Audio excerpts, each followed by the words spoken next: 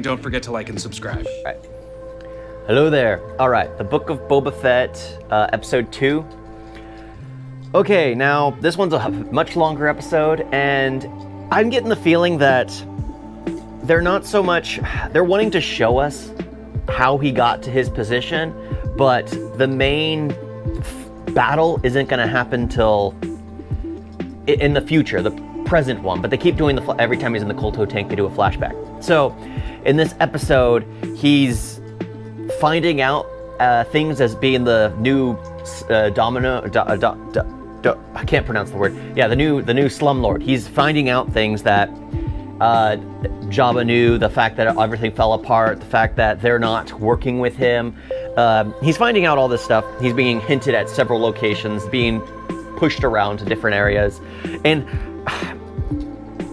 yeah, I was led to believe that, you know, the Hutts ruled the entire planet of Tatooine, but no, apparently they only ruled one section, or maybe there was a fall of power at some point in time. I mean, I'd have to go through, well, the books aren't really relevant anymore, but go through them once again and comics and everything just to see the history of it all.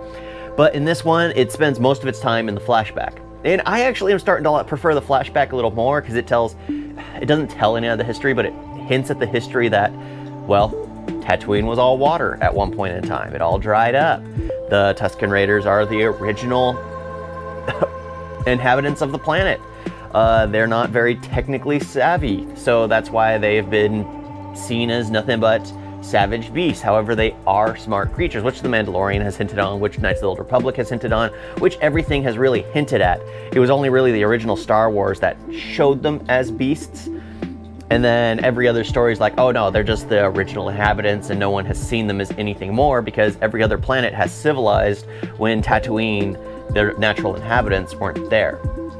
So it's basically having Boba Fett be trained and taught. And the funniest line was basically he was given a gift of a lizard and he basically says, I'm sorry, I accidentally swallowed it. It's just like, that was obviously the intent, but it was just funny the reaction he had, just like, okay, that deserves a smile. But I do love the history of it all, but it seems like the present day, where it's actually Boba Fett in his full decked out armor, where he's the slumlord, just seems to be there to bait us with classic like the Rancor pit and things like that. It's just there to show us. One thing I gotta say is the person they got to play the Wookiee is way too short to be a Wookiee. Now, the second they had Boba Fett and the Wookiee in frame in the same shot, I was just like, he's like what? A few inches taller than Boba Fett? They should have got someone like 2 feet taller than the actor, or at least one foot taller than the actor, because it's just way too noticeable how short the Wookiee is. He's roughly my height at this point.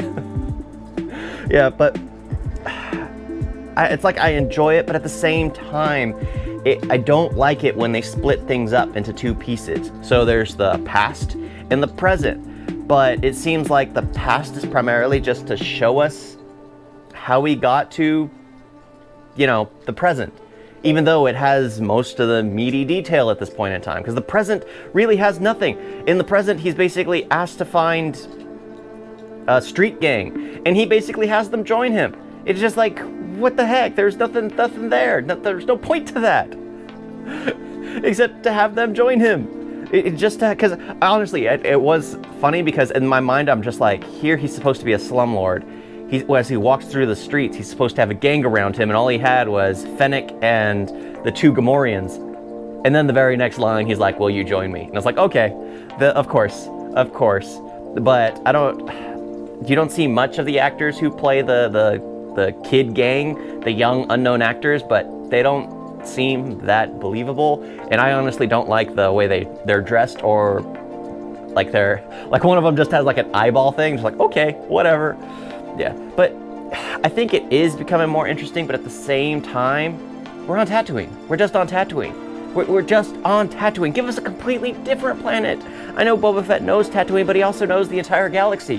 Why is he just on Tatooine? He didn't just work with Jabba. He worked with so many other slumlords. So it's just like, why is he sitting on Jabba's throne? Why not some other throne? I mean, oh well.